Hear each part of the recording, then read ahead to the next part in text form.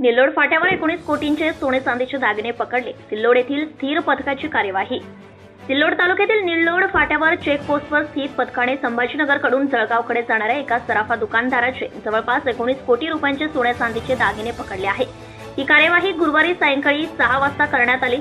सिल्लोड येथील स्थिर पथकाचे सहाय्यक गटविकास अधिकारी दादाराव अहिरे, आरपी गावंडे, एस भालेराव, संतोष पवार, के पाटील, साहेबराव शेळके, समाधान जाधव व दोद बाजार पोलीस ठाण्याचे पोलीस निरीक्षक इगले यांनी संभाजीनगरकडून जळगावकडे जाणारे वाहन क्रमांक MH12 VT 8629 ची तपासणी केली असता त्यांना त्यामध्ये सोन्या चांदीचे 19 कोटी रुपयांचे सोन्या चांदीचे दागिने सापडले।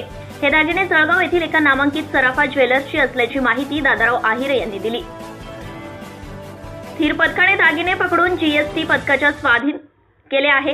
आता हे नेमके दागिने कुणाचे आहे आणि कुठे जात होते, त्याचे पक्के बिल आहे का याचा तपास पथक करीत आहे। रात्री उशिरापर्यंत याची माहिती मिळू शकली नाही। GST पथकाने हे वाहन निवडणूक निर्वाचन अधिकारी लतीफ पठाण यांच्या ताब्यात दिले आहे। सराफा व्यापारी आल्यावर त्यांच्या समोर या दागिन्यांचे सील उघडण्यात येणार आहे। त्यानंतर त्याचे GST बिल बघून कार्यवाही केली जाणार आहे।